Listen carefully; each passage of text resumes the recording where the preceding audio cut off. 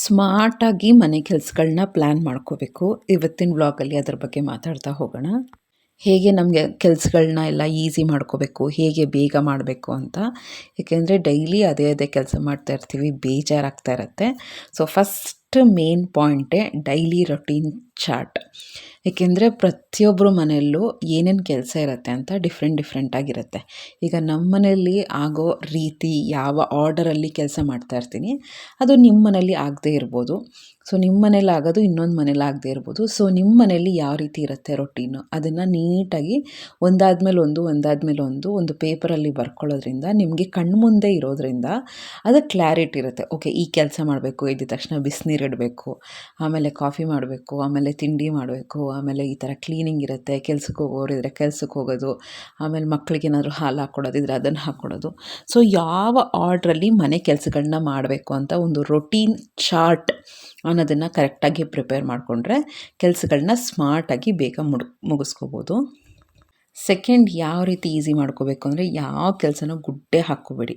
ಇವತ್ತೂ ಅಷ್ಟೇ, ಆವಾಗಲೇ ನಾನು ಪಾತ್ರೆ ತೊಳ್ಕೊತಾ ಇರ್ತೀನಿ. ವೆರಿ ರೇರ್ ಮಾಡ್ಕೊಳ್ಳೋದೆ ಅಂತ ಏನಿಲ್ಲ, ಬಟ್ ನಾನು ಯಾವಾಗ ಗುಡ್ಡೆ ಹಾಕ್ಕೊಳ್ತೀನಿ ತುಂಬಾ ಸ್ಟ್ರೈನ್ ಆಗೋದು ಜಾಸ್ತಿ. ಸೊ ಯಾವಾಗಲೂ ಅಷ್ಟೇ, ಒಂದು ಚಿಕ್ಕ ಏರಿಯಾನೇ ಇರ್ಬೋದು, ಒಂದು ಚಿಕ್ಕ ಕೆಲಸನೇ ಇರ್ಬೋದು, ಅದನ್ನು ದೊಡ್ಡದಾಗಿ ಮಾಡ್ಕೋಬೇಡಿ. ಪಾತ್ರೆಗಳಿರ್ಬೋದು, ಬಟ್ಟೆ ಮಡ್ಚೋದಿರ್ಬೋದು, ಬಟ್ಟೆ ಒಗೆಯೋದಿರ್ಬೋದು. ಸೊ ಪ್ರತಿಯೊಂದೂ ಕೆಲಸಗಳನ್ನ ಡಿವೈಡ್ ಮಾಡಿಕೊಂಡು ಸ್ಮಾಲ್ ಚಂಕ್ಸ್ ಆಗಿ ಡಿವೈಡ್ ಮಾಡಿಕೊಂಡು ಕೆಲಸ ಮಾಡಿಕೊಂಡ್ರೆ ಸ್ಟ್ರೇನು ಕೂಡ ಕಡಿಮೆ, ಆಮೇಲೆ ಕೆಲಸಗಳು ಟೈಮ್ಗೆ ಆಗ್ತಾ ಇರುತ್ತೆ. ಆಮೇಲೆ ಮಾಡೋಣ ಅಂತ ಅನ್ಕೋತಾ ಇದ್ದರೆ ಅದು ಗುಡ್ಡದ ಥರ ಎಷ್ಟೊಂದು ಮಾಡಬೇಕಲ್ಲ ಅಂತ ಅನಿಸ್ತಾ ಇರುತ್ತೆ. ಸೊ ಅದಕ್ಕೆ ಪೈಲಪ್ ಮಾಡ್ಕೊಳಕ್ಕೆ ಹೋಗಬೇಡಿ, ಸ್ಮಾಲಾಗಿ ಚಂಕ್ಸ್ ಆಗಿ ಡಿವೈಡ್ ಮಾಡ್ಕೊಂಡು ಕೆಲಸ ಮಾಡ್ಕೊಳ್ಳೋದು ಸ್ಮಾರ್ಟ್ ಪ್ಲ್ಯಾನಿಂಗ್. ನೆಕ್ಸ್ಟ್, ಕ್ಲೀನಿಂಗ್ ಹೆಂಗೆ ಪ್ಲ್ಯಾನ್ ಮಾಡ್ಕೋಬೇಕು ಅಂದರೆ, ಒಂದು ಸೆಕ್ಷನ್, ಈಗ ಕಿಚನಲ್ಲಿ ಒಂದು ಮೂಲೆನ ಸೆಲೆಕ್ಟ್ ಮಾಡಿಕೊಂಡ್ರು ಕೂಡ, ಒಂದು ಸ್ಮಾಲ್ ಸೆಕ್ಷನ್ನ ಕ್ಲೀನ್ ಮಾಡಿಕೊಂಡ್ರು ಕೂಡ ಒಂದು ವಾರ ಅಷ್ಟೊತ್ತಿಗೆ ನಾವು ಎಷ್ಟೊಂದು ಕ್ಲೀನ್ ಮಾಡಿದ್ದೀವೇನೋ ಅಂತ ಅನಿಸ್ತಾ ಇರುತ್ತೆ. ಸೊ ಯಾವಾಗಲೂ ಅಷ್ಟೇ ಚಿಕ್ಕ ಸೆಕ್ಷನ್ನ ಸೆಲೆಕ್ಟ್ ಮಾಡ್ಕೊಳ್ಳಿ. ತುಂಬ ಮಾಡಬೇಕು ಅನ್ನೋ ಮೂಡೇ ಹೊರಟೋಗುತ್ತೆ. ಯಾವಾಗಲೂ ಇಷ್ಟೇ ಅಲ್ವಾ ಮಾಡಿಬಿಡೋಣ ಅಂತ ಅನಿಸ್ತಾ ಇರುತ್ತೆ. ಅದು ಒಂಥರ ಸೈಕಾಲಜಿಕಲಿ ಹೌದು, ಮೈಂಡ್ಸೆಟ್ ಕೂಡ ಹೌದು, ಬೇಗನೂ ಹೋಗುತ್ತೆ. ಸೊ ನಮಗೆ ಒಂಥರ ಖುಷಿ ಆಗೋದ್ರಿಂದ ಕೆಲಸನ ಮುಗಿಸ್ಬಿಡ್ತೀವಿ. ಫ್ರೆಂಡ್ಸ್, ಇವತ್ತು ನಾನು ತುಂಬ ತರಕಾರಿನ ಹಾಕಿ ಫ್ರೈಡ್ ರೈಸ್ ಮಾಡಿದ್ದೆ. ತರಕಾರಿನ ನೋಡಿ ಎಷ್ಟು ಸಣ್ಣದಾಗಿ ಚಾಪ್ ಮಾಡಿದ್ದೀನಿ. ಇವತ್ತು ನಾನು Agaro elite rechargeable mini electric ಚಾಪರ್ನ ಯೂಸ್ ಮಾಡ್ತಾ ಇದ್ದೀನಿ. ಇದರಲ್ಲಿ ಏನೇನಿರುತ್ತೆ ಅಂತ ತೋರಿಸ್ತೀನಿ ನೋಡಿ. ಇದರಲ್ಲೊಂದು mini electric chopper, stainless steel blade ಮತ್ತು ಒಂದು USB ಕೇಬಲ್ ಇರುತ್ತೆ. ಜೊತೆಗೆ ಯೂಸರ್ ಮ್ಯಾನ್ಯುಯಲ್ ಕೂಡ ಕೊಟ್ಟಿರ್ತಾರೆ. ಇದು ಕ್ವಿಕ್ಕಾಗಿ ಈಸಿಯಾಗಿ ಚಾಪಿಂಗ್ ಮಾಡ್ಕೋಬೋದು. ಎವ್ರಿ ಡೇ ಸ್ಟ್ರೇನ್ ಇರುತ್ತಲ್ಲ, ಅದನ್ನು ಸಿಂಪಲ್ ಮಾಡ್ಕೋಬೋದು. ಚಾಪಿಂಗು ಮಿನ್ಸಿಂಗು ಕೂಡ ಈಸಿಯಾಗಿ ಹೋಗುತ್ತೆ. ಸೊ ಈ ಥರ ಸ್ಟೇನ್ಲೆಸ್ ಸ್ಟೀಲ್ ಬ್ಲೇಡ್ ಕೊಟ್ಟಿರ್ತಾರೆ. ಇದರಲ್ಲಿ ಡ್ಯುಯಲ್ ಸೇಫ್ಟಿ ಟಚ್ ಮೆಕ್ಯಾನಿಸಮ್ ಇರುತ್ತೆ. ಅಂದರೆ ಲಿಡ್ ಕರೆಕ್ಟಾಗಿ ಲಾಕ್ ಆಗಿಲ್ಲ ಅಂದರೆ ಅದು ಆನೇ ಆಗಲ್ಲ. ಸೊ ಸೇಫ್ಟಿಯಾಗಿ ಯೂಸ್ ಮಾಡ್ಕೋಬೋದು. ಇದು ಬಂದು 250 ml 1 year ವ್ಯಾರಂಟಿ ಇರುತ್ತೆ.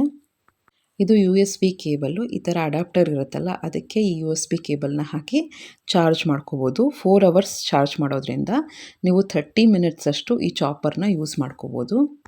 ಇದು ಬಂದು 100% BPA ಫ್ರೀ ಮೆಟೀರಿಯಲಿಂದ ಮಾಡಿರ್ತಾರೆ. ಅದರಿಂದ ನ್ಯಾಚುರಲ್ ಫ್ಲೇವರ್ಸ್ ಎಲ್ಲನೂ ಪ್ರಿಸರ್ವ್ ಆಗಿರುತ್ತೆ. ಜೊತೆಗೆ ಟೇಸ್ಟ್ ಕಂಟ್ಯಾಮಿನೇಷನು ಅದೆಲ್ಲ ಏನೂ ಆಗಲ್ಲ. ಇದರಲ್ಲಿ 30 watts ಮೋಟರ್ ಇರುತ್ತೆ. ಮತ್ತು ಇದು ಚಿಕ್ಕದಾಗಿರೋದ್ರಿಂದ ಟ್ರಾವೆಲ್ ಫ್ರೆಂಡ್ಲಿ ಕೂಡ, ಪಿಕ್ನಿಕ್ಗೆ, ವೆಕೇಷನ್ಗೆ ಎಲ್ಲ ಯೂಸ್ ಮಾಡ್ಕೋಬೋದು. ಇದರಲ್ಲಿ ಫ್ರೂಟ್ಸು, ವೆಜಿಟೇಬಲ್ಸು ಎಲ್ಲ ನೀಟಾಗಿ ಚಾಪಿಂಗ್ ಮಾಡ್ಕೋಬೋದು. ಬಟ್ ಇದರಲ್ಲಿ ಮೀಟ್ ಮತ್ತು ಸೋಯಾಬೀನ್ ಇರುತ್ತಲ್ಲ, ಅದನ್ನು ಚಾಪ್ ಮಾಡ್ಕೊಳಕ್ಕಾಗಲ್ಲ. ಈಗ ಇದನ್ನು ಯೂಸ್ ಮಾಡಿಕೊಂಡು ಮೀಲ್ನ ಯಾವ ರೀತಿ ಸ್ಟ್ರೆಸ್ ಫ್ರೀಯಾಗಿ ಮಾಡೋದು ಅಂತ ತೋರಿಸ್ತೀನಿ. ಇಷ್ಟು ತರಕಾರಿನ ಯೂಸ್ ಮಾಡ್ಕೊಂಡಿದ್ದೀನಿ. ಇದನ್ನು ಸ್ವಲ್ಪ ರಫಾಗಿ ಚಾಪ್ ಮಾಡ್ಕೊಂಡಿದ್ದೀನಿ. ಈಗ ರಫಾಗಿ ಚಾಪ್ ಮಾಡ್ಕೊಂಡಿರೋದನ್ನು ಆ ಚಾಪರ್ ಒಳಗಡೆ ಹಾಕಿ ಫಸ್ಟ್ ಬ್ಲೇಡ್ ಹಾಕಬೇಕು, ಆಮೇಲೆ ತರಕಾರಿ ಹಾಕಬೇಕು, ಮತ್ತು ಆ ಪ್ಲೇಟ್ನ ಕ್ಲೋಸ್ ಮಾಡಿ ಮೋಟರ್ನ ಫಿಕ್ಸ್ ಮಾಡಬೇಕು. ಅದು ಕರೆಕ್ಟಾಗಿ ಫಿಕ್ಸ್ ಮಾಡಿಕೊಂಡ್ರೆ ಮಾತ್ರ ಆನ್ ಆಗುತ್ತೆ. ನೋಡ್ತಾ ಇರ್ಬೋದು, ಜಸ್ಟ್ 10-15 ಸೆಕೆಂಡ್ಸಲ್ಲೇ ಫೈನ್ ಚಾಪಿಂಗ್ ಆಗೋಗುತ್ತೆ. ನನಗಂತೂ ನಿಜವಾಗ್ಲೂ ಇದು ವರ್ಕ್ನ ಈಸಿ ಮಾಡ್ಕೊಳ್ಳೋಕ್ಕೆ ಬೆಸ್ಟ್ ಮೆಥಡ್ ಅಂತ ಅನಿಸ್ತು.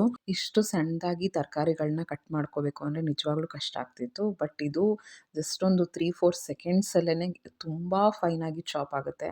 ನಿಮಗೆ ರಫಾಗಿ ಚಾಪ್ ಮಾಡ್ಕೋಬೋದು, ಫೈನಾಗೂ ಚಾಪ್ ಮಾಡ್ಕೋಬೋದು. ಈಗ ಫಸ್ಟ್ ನಾನು ಕ್ಯಾಪ್ಸಿಕಮ್ನ ಈ ರೀತಿ ಚಾಪ್ ಮಾಡ್ಕೊಂಡಿದ್ದೀನಿ. ಅದೇ ರೀತಿ ಬೇರೆ ತರಕಾರಿಗಳನ್ನೂ ಚಾಪ್ ಮಾಡ್ಕೊಂಡಿದ್ದೀನಿ. ನೋಡ್ತಾ ಇರ್ಬೋದು, ಅಷ್ಟು ದೊಡ್ಡದಾಗಿ ಪೀಸಸ್ ಹಾಕಿದ್ದೆ, ಬಟ್ ಫೈನಲಿ ಇಷ್ಟು ಚಿಕ್ಕ ಪೀಸಾಗಿ ನನಗೆ ಸಿಕ್ಕಿದೆ. ಈಗ ಇದೇ ಥರ ಎಲ್ಲ ತರಕಾರಿಗಳನ್ನೂ ಕಟ್ ಮಾಡ್ಕೊಳ್ತಾ ಇದ್ದೀನಿ. ನೋಡಿ, ಫಸ್ಟ್ ಚಾಪರ್ ಬೌಲ್ ಇಡಬೇಕು, ಆಮೇಲೆ ಬ್ಲೇಡು, ಆಮೇಲೆ ತರಕಾರಿ ಹಾಕಿ ಈ ಥರ ಫಿಕ್ಸ್ ಮಾಡಿ ಅಲ್ಲೊಂದು ರೌಂಡ್ ಬಟನ್ ಇರುತ್ತಲ್ಲ, ಅದು ಆನ್ ಮಾಡಿದ್ರೆ ಆಯಿತು. ಜಸ್ಟ್ 15 ಸೆಕೆಂಡ್ಸಲ್ಲಿ ನಿಮಗೆ ಫೈನ್ ಚಾಪಿಂಗ್ ಆಗೋಗುತ್ತೆ.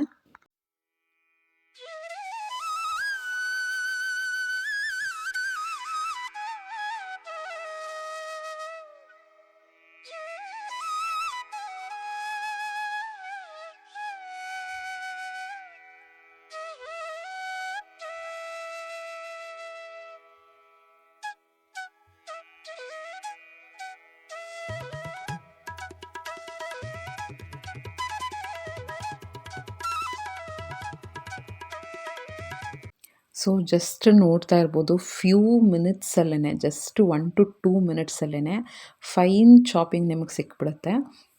ಈ ಥರ ಇರುವಂಥ ತರಕಾರಿ ಈ ರೀತಿ ಫೈನ್ ಚಾಪಿಂಗ್ ಆಗಿದೆ. ಆ ಬೌಲು, ಬ್ಲೇಡು ಎಲ್ಲನೂ ನೀವು ನೀಟಾಗಿ ವಾಟ್ರಲ್ಲಿ ವಾಶ್ ಮಾಡ್ಬೋದು. ಬಟ್ ಮೋಟರ್ ಮಾತ್ರ ಒಂದು ಸಾಫ್ಟ್ ಕ್ಲಾತ್ನ ಯೂಸ್ ಮಾಡಿಕೊಂಡು ಅಥವಾ ಟಿಶ್ಯೂ ಪೇಪರ್ನ ಯೂಸ್ ಮಾಡ್ಕೊಂಡು ವೈಪ್ ಮಾಡ್ಕೋಬೇಕು. ಈಗ ಫ್ರೈಡ್ ರೈಸ್ ಮಾಡ್ತಾಯಿದ್ದೀನಿ. ಒಂದು ಪ್ಯಾನ್ ಇಟ್ಟು ಅದಕ್ಕೆ ಎಣ್ಣೆ, ಈರುಳ್ಳಿ, ಅಡುಗೆ ಅರಶಿನ ಹಾಕಿ ಚೆನ್ನಾಗಿ ಫ್ರೈ ಮಾಡ್ಕೊತಾ ಇದ್ದೀನಿ.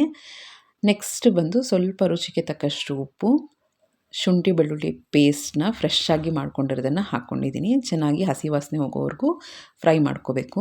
ಈಗ ಏನು ಚಾಪ್ ಮಾಡ್ಕೊಂಡಿದ್ನಲ್ಲ, ಬೀನ್ಸು, ಕ್ಯಾರೆಟು, ಕ್ಯಾಬೇಜು ಮತ್ತು ಕ್ಯಾಪ್ಸಿಕಮ್ ಅದನ್ನೆಲ್ಲ ಹಾಕಿ ಹಸಿ ವಾಸನೆ ಹೋಗೋವರೆಗೂ ಚೆನ್ನಾಗಿ ಫ್ರೈ ಮಾಡ್ಕೋಬೇಕು. ನೆಕ್ಸ್ಟ್ 1 ಸ್ಪೂನಷ್ಟು ಸೋಯಾ ಸಾಸ್ನ ಹಾಕಿ ಚೆನ್ನಾಗಿ ಮಿಕ್ಸ್ ಮಾಡಿಕೊಂಡು ಸ್ವಲ್ಪ ಗರಂ ಮಸಾಲ ಮತ್ತು ಖಾರದ ಪುಡಿ ಹಾಕಿ ಮಿಕ್ಸ್ ಮಾಡಿಕೊಂಡ್ರೆ ಲಿಡ್ನ ಕ್ಲೋಸ್ ಮಾಡಿ ಒಂದು 2 ಮಿನಿಟ್ಸ್ ದಮ್ ಕಟ್ಟಿದ್ರೆ ಆಗೋಯಿತು. ಫ್ರೈಡ್ ರೈಸ್ ಗೊಜ್ಜು ರೆಡಿ ಆಗೋಗುತ್ತೆ. ಆಲ್ರೆಡಿ ಅನ್ನನ ಮಾಡಿ ಒಂದು ಬೌಲ್ಗೆ ಹಾಕಿಟ್ಟಿದ್ದೆ. ಈಗ ಮಿಕ್ಸ್ ಮಾಡಿಕೊಂಡು ಟೇಸ್ಟಿಗೆ ತಕ್ಕಂಗೆ ಸ್ವಲ್ಪ ಉಪ್ಪನ್ನು ನೋಡಿಕೊಂಡು ಅಡ್ಜಸ್ಟ್ ಮಾಡಿಕೊಂಡ್ರೆ ಸೂಪರ್ ಆಗಿರುವಂಥ ಫ್ರೈಡ್ ರೈಸ್ ರೆಡಿ. ಇದರ ಲಿಂಕ್ ಬೇಕು ಅಂದರೆ ಡಿಸ್ಕ್ರಿಪ್ಷನ್ ಬಾಕ್ಸಲ್ಲಿ ಕೊಟ್ಟಿರ್ತೀನಿ, ಚೆಕ್ ಮಾಡ್ಕೊಳ್ಳಿ. ನೆಕ್ಸ್ಟ್ ಕೆಲಸನ ಸಿಂಪಲಾಗಿ ಈಸಿ ಮಾಡ್ಕೋಬೇಕು. ಸ್ಮಾರ್ಟ್ ಪ್ಲ್ಯಾನಿಂಗ್ ಅಂದರೆ ಯಾವಾಗಲೂ ಅಷ್ಟೇ ಟೈಮರ್ನ ಇಟ್ಕೊಳ್ಳೋದು ಬೆಸ್ಟ್. ನಮಗೆ ಕೆಲವು ಸತಿ ಮೂಡೇ ಇರಲ್ಲ ಕೆಲಸ ಮಾಡ್ಕೋಬೇಕು ಅಂದರೆ, ಆಗ ಟೈಮರ್ ಇಟ್ಕೊಂಡು ಒಂದು 10 ನಿಮಿಷ ನಾನು ಪಾತ್ರೆ ತೊಳಿತೀನಿ, 15 ನಿಮಿಷ ಪಾತ್ರೆ ತೊಳಿತೀನಿ ಅಂತ ಒಂದು ಟೈಮರ್ ಇಟ್ಕೊಂಬಿಟ್ರೆ ನಿಮಗೇ ಇಷ್ಟೇ ಅಲ್ವಾ ಮಾಡಿಬಿಡೋಣ ಅಂತ ಅನಿಸ್ತಾ ಇರುತ್ತೆ. ಅದು ಒಂಥರ ಸ್ಮಾರ್ಟ್ ಪ್ಲ್ಯಾನಿಂಗ್ ಅಂತಲೇ ಹೇಳ್ಬೋದು. ನೆಕ್ಸ್ಟ್ ನಮಗೆ ತುಂಬ ಸ್ಟ್ರೆಸ್ ಆಗೋದು ಅಂದ್ರೇ ಅಡುಗೆ ಮಾಡೋದು. ಸೊ ಅಡುಗೆನ ಈಸಿ ಮಾಡ್ಕೋಬೇಕು ಅಂದರೆ ಮೀಲ್ ಪ್ಲ್ಯಾನಿಂಗ್, ಮೀಲ್ ಪ್ರಿಪ್ರೇಷನ್ ಇಲ್ಲದೇ ಇದ್ದರೂ ಕೂಡ ಮೀಲ್ ಪ್ಲ್ಯಾನಿಂಗ್, ನಾಳೆ ಏನು, ನಾಳಿದ್ದೇನು, ಒಂದು 3 ಡೇಸ್ಗೆ ಅಟ್ಲೀಸ್ಟ್, ಇಲ್ಲ ನಿಮ್ಗೆ ಅದು ಕಷ್ಟ ಆಗುತ್ತೆ ಅಂದರೆ ಅಟ್ಲೀಸ್ಟ್ ನಾಳೆ ಏನು ಮಾಡಬೇಕು ಅಂತ ಇವತ್ತೇ ಒಂದು ಕ್ಲಾರಿಟಿ ಇದ್ದರೆ, ಮೀಲ್ ಪ್ಲ್ಯಾನಿಂಗ್ ಅನ್ನೋದು ಇದ್ದರೆ ಅದಂತೂ ಬೆಸ್ಟ್ ಸ್ಮಾರ್ಟ್ ಥಿಂಕಿಂಗ್ ಅಂತಲೇ ಹೇಳ್ಬೋದು. ಅದು ನಮ್ಮ ವರ್ಕ್ನ ಈಸಿ ಮಾಡುತ್ತೆ. ನೆಕ್ಸ್ಟ್ ಯಾವಾಗಲೇ ಏನೇ ಕೆಲಸ ಮಾಡ್ತಾಯಿದ್ರು ಜೊತೆಗೆ ಕ್ಲೀನಿಂಗ್ ಮಾಡ್ಕೊಂಬಿಟ್ರೆ ನಮ್ಮ ವರ್ಕ್ ಈಸಿ ಆಗುತ್ತೆ. ಈಗ ಅಡುಗೆ ಎಲ್ಲ ಮಾಡಿ ಒಂದು ಕಡೆ ಗುಡ್ಡೆ ಹಾಕ್ಕೊಂಡು ಮತ್ತೆ ಕ್ಲೀನ್ ಮಾಡ್ತೀವಿ ಅಂದರೆ ಅದು ಒಂಥರ ಡಬಲ್ ವರ್ಕ್. ಅಲ್ಲೇನೋ ಈರುಳ್ಳಿ ಬೇಯ್ತಾ ಇರುತ್ತೆ, ಅಲ್ಲೇನೋ ಹಾಲಿಟ್ಟಿರ್ತೀರ, ಅಥವಾ ಏನೋ ಟೀ ಪುಡಿನೇ ಹಾಕಿ ಏನೋ ಬೇಯ್ತಾ ಇರುತ್ತೆ. ಆ ಥರ ಎಲ್ಲ ಸುಮ್ಮನೆ ಸ್ಟವ್ ಮುಂದೆ ನಿಂತ್ಕೊಂಡು ಟೈಮ್ ವೇಸ್ಟ್ ಮಾಡೋ ಬದಲು ಏನೋ ಅದ್ರ ಜಾಗಕ್ಕೆ ಅದು ಇಟ್ಬಿಡೋದು, ಏನೋ ಒರೆಸ್ಬಿಡೋದು, ಸ್ಲ್ಯಾಬ್ ಒರೆಸೋದು, ಈ ಥರದ್ದೆಲ್ಲ ಮಾಡ್ಕೋತಾ ಇದ್ದರೆ ಕ್ಲೀನ್ ಆ್ಯಸ್ ಯು ಗೋ ಈ ಮಂತ್ರನ ಫಾಲೋ ಮಾಡಿದ್ರೆ ಇನ್ಫ್ಯಾಕ್ಟ್ ಕೆಲಸಗಳನ್ನ ಈಸಿಯಾಗಿ ಮಾಡ್ಕೋಬೋದು. ನೆಕ್ಸ್ಟ್ ನನಗೆ ತುಂಬ ಹೆಲ್ಪ್ ಆಗೋದು ಅಂದರೆ ಡೋರ್ ಮ್ಯಾಟ್ಸ್. ನನ್ನ ಮನೇಲಿ 2 ಮಕ್ಕಳಿರೋದ್ರಿಂದ ಎಸ್ಪೆಷಲಿ ಚಿಕ್ಕವಳು ತುಂಬಾ ತರಲೆ. ಅದು ಎಲ್ಲ ವ್ಲಾಗ್ಸಲ್ಲೂ ನೀವು ನೋಡಿರ್ತೀರ. ಮನೆಯನ್ನೆಲ್ಲ ಗಲೀಜು ಮಾಡಿರ್ತಾಳೆ. ನಾನು ಅಲ್ಲಲ್ಲಿ ಡೋರ್ ಮ್ಯಾಟ್ಸ್ ಹಾಕಿರ್ತೀನಿ. ಆಲ್ಮೋಸ್ಟ್ ಒಂದು 8ರಿಂದ 10 ಡೋರ್ ಮ್ಯಾಟ್ ಇದೆ ನಮ್ಮ ಮನೇಲಿ. ಅದು ಏನೇ ಇದ್ದರೂ ಕೂಡ ನಂದು ಸ್ಟ್ರಿಕ್ಟ್ ರೂಲ್ ಏನು ಅಂದರೆ ಎಂಟರ್ ಆಗೋಕ್ಕೆ ಮೊದಲು ಕಾಲು ಅದರಲ್ಲಿ ವೈಪ್ ಮಾಡೇ ಬರಬೇಕು ಅಂತ. ಸೊ ರೂಮು ಸ್ವಲ್ಪ ಕ್ಲೀನಾಗಿರುತ್ತೆ. ತುಂಬ ಕ್ಲೀನ್ ಇರುತ್ತೆ ಅಂತೇನಿಲ್ಲ, ಬಟ್ ಸ್ವಲ್ಪ ಮಟ್ಟಿಗೆ ಕ್ಲೀನ್ಲಿನೆಸ್ನ ಮೇಂಟೈನ್ ಮಾಡ್ಕೋಬೋದು. ನಮಗೆ ಬರ್ಡನ್ ಕಡಿಮೆ ಆಗುತ್ತೆ. ನೆಕ್ಸ್ಟು 1 ವೀಕ್ಗೆ ಒಂದು ಸತಿ ಅಟ್ಲೀಸ್ಟ್ ಒಂದು ಸ್ಮಾಲ್ ಸೆಕ್ಷನ್ನ ಸೆಲೆಕ್ಟ್ ಮಾಡಿಕೊಂಡು ಡೀಕ್ಲಟರ್ ಮಾಡಿಕೊಂಡ್ರೆ, ಅಂದರೆ ನಮಗೆ ಏನು ಬೇಕು ಏನು ಬೇಡ, ಫ್ರಿಜ್ಜಲ್ಲಿ ಯಾವುದು ಎಕ್ಸ್ಪೈರಿ ಡೇಟ್ ಆಗಿದೆ, ಯಾವ್ದು ನಾನು ಯೂಸ್ ಮಾಡಲ್ಲ, ತುಂಬ ದಿನದಿಂದ ಯಾವುದಿದೆ, ಆ ಥರ ಏನಾದ್ರು ಥಿಂಕ್ ಮಾಡಿಕೊಂಡು ಅದನ್ನೆಲ್ಲ ನಾವು ಡೀಕ್ಲಟರ್ ಮಾಡೋದ್ರಿಂದ ಮೈಂಡೂ ಸ್ಟ್ರೆಸ್ ಫ್ರೀ ಆಗಿರುತ್ತೆ. ಅಯ್ಯೋ ಫ್ರಿಜ್ಜಲ್ಲಿ ಇಷ್ಟೊಂದಿದೆ ಅಂತ ಟೆನ್ಷನ್ ಆಗ್ತಿರುತ್ತೆ. ಬೇರೆ ಏನೋ ಹೊಸದಾಗಿ ತಂದಿರೋದನ್ನು ಇಡೋಕ್ಕೂ ಜಾಗ ಇರಲ್ಲ. ಸೊ ಆ ಥರ ಎಲ್ಲ ಆಗ್ತಿರುತ್ತೆ. ಸೊ 1 ವೀಕಿಗೆ ಒಂದು ಚಿಕ್ಕ ಸೆಕ್ಷನ್ನ ಸೆಲೆಕ್ಟ್ ಮಾಡಿಕೊಂಡು ಡಿಕ್ಲಟರ್ ಮಾಡ್ಕೊಳ್ಳೋದು ಬೆಸ್ಟ್ ಅಂತ ಹೇಳ್ಬೋದು. ನೆಕ್ಸ್ಟ್ ಈಗ ಲಾಂಡ್ರಿ ಇರ್ಬೋದು, ಪಾತ್ರೆ ತೊಳೆಯೋದಿರ್ಬೋದು, ಅಥವಾ ಏನೇ ಒಂದು ಕಲೆಕ್ಟಿವ್ ವರ್ಕ್ ರಿಲೇಟೆಡ್ಡು, ಈಗ ಬಾತ್ರೂಮ್ ತೊಳೆಯೋದೇ ಇರ್ಬೋದು, ಅದನ್ನೆಲ್ಲ ಒಂದು ಬ್ಯಾಸ್ಕೆಟಲ್ಲಿ ಹಾಕಿಟ್ಕೊಳ್ಳೋದು. ಅಂದರೆ ಈಗ ಲಾಂಡ್ರಿ ಇದೆ ಅಂತ ಅಂದ್ಕೊಳ್ಳಿ, ಅದಕ್ಕೆ ಡಿಶ್ ವಾಷಿಂಗ್ ಲಿಕ್ವಿಡು, ಕಂಫರ್ಟು ಅಥವಾ ಬೇಕಿಂಗ್ ಸೋಡಾ, ಸ್ಟಾರ್ಚು ಈ ಥರದ್ದೆಲ್ಲ ಒಂದು ಬಾಸ್ಕೆಟಲ್ಲಿ ಹಾಕಿಟ್ಕೊಂಬಿಟ್ರೆ ನಮಗೆ ಕೆಲಸನ ನಾವು ಈಸಿ ಮಾಡ್ಕೊತೀವಿ. ಇದು ಆ್ಯಕ್ಚುಲಿ ನಾವು ಕೆಲಸ ಮಾಡಲೇಬೇಕು, ಬಟ್ ಸ್ಮಾರ್ಟಾಗಿ ಈ ಥರ ಥಿಂಕ್ ಮಾಡಿಕೊಂಡು ಈಸಿ ಮಾಡ್ಕೊಳ್ಳೋದ್ರಿಂದ ಜಸ್ಟ್ ಒಂದು 2-3 ಮಿನಿಟ್ಸಿಗೆಲ್ಲ ಬೇಗ ಆಗೋಗುತ್ತೆ. ಎಲ್ಲ ಬಟ್ಟೆ 1 ಮಿನಿಟಲ್ಲಿ ಹಾಕ್ಕೋಬೋದು ವಾಷಿಂಗ್ ಮಿಷಿನಲ್ಲಿ, 1 ಮಿನಿಟಲ್ಲಿ ಎಲ್ಲ ಲಿಕ್ವಿಡ್ನ ಹಾಕ್ಬಿಡ್ಬೋದು.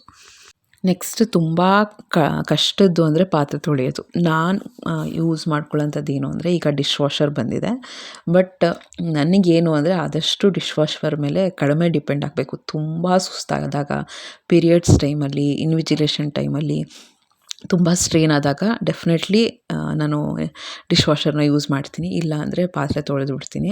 ನಂದೇನು ಮಂತ್ರ ಅಂದರೆ, ಯಾವಾಗ್ಲೂ ಇನ್ನೇನು ಪಾತ್ರೆ ತೊಳಿಬೇಕು ಅಂದಾಗ ಒಂದು 10 ನಿಮಿಷ ಅದನ್ನು ಚೆನ್ನಾಗಿ ನೀರಲ್ಲಿ ನೆನೆಸ್ಬಿಡ್ತೀನಿ. ಒಂದು ಬೇಗ ತೊಳೆದ್ಬಿಡ್ಬೋದು, ಇನ್ನೊಂದು ಇರಿಟೇಷನ್ ಆಗೋಲ್ಲ. ಅದು ಪಾತ್ರೆ ತೊಳೆಯೋರಿಗೆ ಗೊತ್ತು. ಯಾವುದಾನ ಗಟ್ಟಿಯಾಗಿ ಅಂಟ್ಕೊಂಡ್ಬಿಟ್ಟಿದೆ ಅಂದರೆ ಎಷ್ಟು ಎಫರ್ಟ್ ಹಾಕಬೇಕು ಅಂದರೆ, ಅದು ಆ್ಯಕ್ಚುಲಿ ನೋಡೋರ್ಗೇನೂ ಅನಿಸಲ್ಲ. ಬಟ್ ಅಷ್ಟೆಲ್ಲ ಅಡುಗೆ ಮಾಡಿ ಸುಸ್ತಾಗಿರುತ್ತಲ್ಲ, ಆಮೇಲೆ ನಿಂತ್ಕೊಂಡು ಅಷ್ಟೆಲ್ಲ ಉಜ್ಜಬೇಕು ಅಂದರೆ ತುಂಬ ಕಷ್ಟ ಆಗುತ್ತೆ. ಅದಕ್ಕೆ ನಾವೇ ಫಸ್ಟೇ ಥಿಂಕ್ ಮಾಡಿಕೊಂಡು, ಓಕೆ ಇನ್ನೊಂದು 10 ನಿಮಿಷದಲ್ಲಿ ನಾನು ಪಾತ್ರೆ ತೊಳಿತೀನಿ ಅಂತ ಪ್ಲ್ಯಾನ್ ಮಾಡಿಕೊಂಡು ಎಲ್ಲ ನೀಟಾಗಿ ನೆನೆಸ್ಬಿಟ್ರೆ ಅದನ್ನು ಆಮೇಲೆ ತೊಳೆಯೋದೆಲ್ಲ ಈಸಿ ಆಗುತ್ತೆ. ಆಮೇಲೆ ಇನ್ನೊಂದು ನಾನು ಏನು ಫಾಲೋ ಮಾಡೋದು ಅಂದರೆ, ಪಾತ್ರೆ ತೊಳೆದಿದ ತಕ್ಷಣವೇ ಸ್ವಲ್ಪ ಅರೇಂಜ್ ಮಾಡ್ಕೊಂಬಿಡ್ತೀನಿ ಎಷ್ಟಾಗುತ್ತೋ ಅಷ್ಟು. ಕೆಲವೆಲ್ಲ ನೀರು ತೊಟ್ಟಿಕ್ಕಕ್ಕೆ, ಡ್ರೈ ಹಾಕೋಕ್ಕೆಲ್ಲ ಬಿಡ್ತೀನಿ. ಬಟ್ ಆದಷ್ಟು ನಾನು ದೊಡ್ಡ ಮಗಳು ಹೆಂಗೋ ಸೇರಿಸ್ಕೊಂಡು ಅದನ್ನು ಅರೇಂಜ್ ಮಾಡ್ಕೊಂಬಿಟ್ರೆ ನನಗೆ ಬೆಳಗ್ಗೆ ಹೊತ್ತು ಬರ್ಡನ್ ಆಗೋಲ್ಲ. ಇದೂ ಅಷ್ಟೇ, ಸಂಜೆ ಹೊತ್ತೇ ಸ್ವಲ್ಪ ಓಕೆ ನಿಂತ್ಕೊಂಡು ತೊಳಿಬೋದು ಅಂತ ಅನ್ನಿಸ್ತಾ ಇತ್ತು. ಅದು ನೋಡಿದ್ರೆ ತೊಳಿತಾ ಇದ್ದರೆ ಸ್ಟಾರ್ಟಿಂಗ್ ಸ್ವಲ್ಪನೇ ಇತ್ತು, ಆಮೇಲೆ ನೋಡ್ತಾ ಎಷ್ಟೊಂದು ಪಾತ್ರೆ ಆಗೋಯಿತು. ತುಂಬಾ ಬೆನ್ನೋವು ಬರ್ತಾಯಿತ್ತು. ಬಟ್ ಇಟ್ಸ್ ಓಕೆ, ಅದು ಬೇಗನೆ ಆಗೋಯಿತು. ಮಗಳೂ ಬಂದು ಹೆಲ್ಪ್ ಮಾಡಿದ್ರು, ಸ್ವಲ್ಪ ಬೇಗ ಆಗೋಯಿತು. ನೆಕ್ಸ್ಟ್ ಬಂದು ಕಿಚನ್ನ ಏನು ಗೊತ್ತಾ, ಫಂಕ್ಷನಲ್ ಆಗಿ ಇಟ್ಕೋಬೇಕು. ಅದು ಸ್ಮಾರ್ಟ್. ಎಲ್ಲನೂ ತೊಗೊಂಡೋಗಿ ಕ್ಯಾಬಿನೆಟ್ ಒಳಗಡೆ ತುರುಕಬೇಕು, ನೋಡೋರಿಗೆ ತುಂಬ ಚೆನ್ನಾಗಿ ಕಾಣುತ್ತೆ. ಒಂದು ನೆನ್ಪಿಟ್ಕೊಳ್ಳಿ, ನೋಡೋರು ಯಾರೂ ಬಂದು ನಮಗೆ ಅಡುಗೆ ಮಾಡಿಕೊಡಲ್ಲ, ನೋಡೋರು ಯಾರೂ ಬಂದರೂ ನಮಗೆ ಪಾತ್ರೆ ಬೆಳ್ಕೊಡಲ್ಲ, ಆಯಿತಾ? ನಿಮಗೆ ಹೇಗೆ ಕಂಫರ್ಟಬಲೋ ಆ ರೀತಿ ನಿಮ್ಮ ಅಡುಗೆ ಮನೆನ ಜೋಡಿಸ್ಕೊಳ್ಳಿ. ಯಾರೋ ಏನೋ ಯಾವ ರೀತಿಯೋ ಇಟ್ಕೊಂಡಿದ್ದಾರೆ ಅಂತ ಅದು ನಮ್ಗೆ ವರ್ಕ್ ಆಗಬೇಕು ಅಂತ ಏನಿಲ್ಲ. ಈಗ ನಂದು ಇಟಾಲಿಕ್ ಕಿಚನ್, ಎಲ್ಲ ಒಳಗಡೆ ಇಟ್ಬಿಟ್ರೆ ಬೆಳಗ್ಗೆ ಒಂದು 1 ಅವರಲ್ಲಿ ಆಗೋ ಕೆಲಸ 1.5 ಗಂಟೆ ಟೈಮ್ ಆಗೋಗುತ್ತೆ. ಅದೇ ಅರ್ಧ ಗಂಟೆ ಇದ್ದರೆ ನಾನು ಬೇರೆ ಏನಾದ್ರು ಕೆಲಸ ಮಾಡ್ಕೋಬೋದು, ಮಕ್ಕಳನ್ನ ಓದಿಸ್ಬೋದು, ಏನೋ ಒಂದು ಯೂಟ್ಯೂಬ್ ವೀಡಿಯೋ ಮಾಡ್ಬೋದು.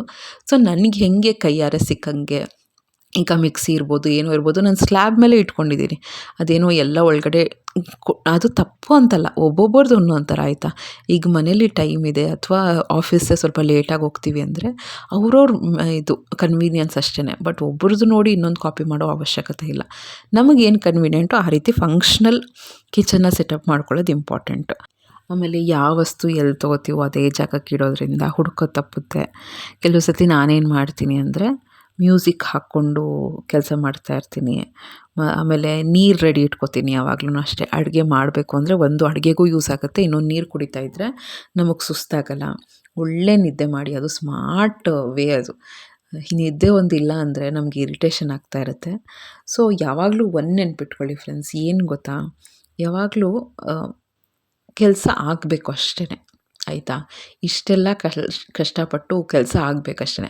ಪರ್ಫೆಕ್ಟಾಗೆ ಮಾಡಬೇಕು ಅಂತ ಹೋದರೆ ಮಾಡೋಕ್ಕಾಗಲ್ಲ ನಮಗೆ, ಓಕೆನಾ? ಸೊ ಅದಕ್ಕೇ ಮಾಡ್ತಾಯಿದ್ದೀವಿ, ಕೆಲಸ ಮುಗಿದ್ರೆ ಸಾಕು ಅಂತ ಅಂದ್ಕೊಳ್ಳಿ. ನಾನು ಪರ್ಫೆಕ್ಟಾಗೆ ಮಾಡಬೇಕು ಅಂತ ಅಂದ್ಕೊಂಡ್ರೆ ಸ್ಟ್ರೆಸ್ ಆಗುತ್ತೆ, ಪ್ರೆಷರು ತೊಗೋತೀರಾ. ಸೊ ಇದರಿಂದ ಬೇರೆ ಕೆಲಸಗಳನ್ನ ಹ್ಯಾಂಡಲ್ ಮಾಡೋದು, ಆಮೇಲೆ ಆ ಕೆಲಸನೇ ಮಾಡಬೇಕು ಅಂತ ಅನಿಸಲ್ಲ. So don't go for perfection. ಆ ಕೆಲಸ ಡನ್ ಆಗಿದೆಯಾ, ಆ ಕೆಲಸ ಮುಗ್ದಿದೆಯಾ ಅಂತ ನೋಡ್ಕೊಳ್ಳಿ. ಆಮೇಲೆ ಇನ್ನೊಂದು ತುಂಬ ಕಷ್ಟದ್ದು ಅಂದರೆ ಬಟ್ಟೆ. ಆಮೇಲೆ ಯಾವ್ಯಾವ ದಿನ ನಾನು ಲಾಂಡ್ರಿಗೆ ಹಾಕಬೇಕು, ಯಾವಾಗ ಮಡಚಿಬಿಡ್ಬೇಕು. ಮಡ್ಚೋದು ಮಾತ್ರ ಅದು ತಂದಿದ ತಕ್ಷಣ ಮಡಚಿದ್ರೇ ಬೆಸ್ಟು. ಇಲ್ಲಾಂದರೆ ಆಮೇಲೆ ಮಡಚ್ತೀವಿ ಅಂದರೆ ಅದು ಆಮೇಲೆ ಒಂದು ವಾರ ಆದಮೇಲೆ ಬರೋದು ಅಂತಲೇ ಹೇಳ್ಬೋದು. ಏನೋ ಒಂದು ಗ್ಯಾಸ್ ಸ್ಟವಲ್ಲಿ ಮೇಲೆ ಹಾಲು ಚೆಲ್ಲಿರುತ್ತೆ, ಆಗಲೇ ಒರೆಸಿದ್ರೆ ಬೆಸ್ಟು. ಈಗ ಬೇರೆ ಸಮ್ಮರು, ಇನ್ನೂ ಒಣಗೋಗುತ್ತೆ, ತಿಕ್ಕಿ ತಿಕ್ಕಿ ನಾವೇ ಸುಸ್ತು ಮಾಡ್ಕೊಳ್ಳೋದು, ಫ್ರಸ್ಟ್ರೇಷನ್ ಆಗೋಗುತ್ತೆ. ಆಮೇಲೆ ಮಕ್ಳಿಗೂ ಅಷ್ಟೇ ಎಲ್ಲೆಲ್ಲಿ ಏನೇನು ಇಡಬೇಕು, ಚಿಕ್ಕ ಪುಟ್ಟದನ್ನು ಹೇಳ್ತಾನೇ ಇರಬೇಕು, ಅವರಿಗೆ ಅರ್ಥ ಆಗೋವರೆಗೂ ಹೇಳ್ತಾನೇ ಇರಬೇಕು. ಆಮೇಲೆ ಅದನ್ನು ರಿಪೀಟ್ ಮಾಡ್ತಾನೇ ಇರಬೇಕು. ಇದರಿಂದ ಏನು ಅಂದರೆ ಅವರು ಡಿಸಿಪ್ಲಿನ್ ಕಲಿತಾರೆ. ಆಮೇಲೆ ನಮಗೂ ಸ್ವಲ್ಪ ಬರ್ಡನ್ ಕಡಿಮೆ ಆಗುತ್ತೆ.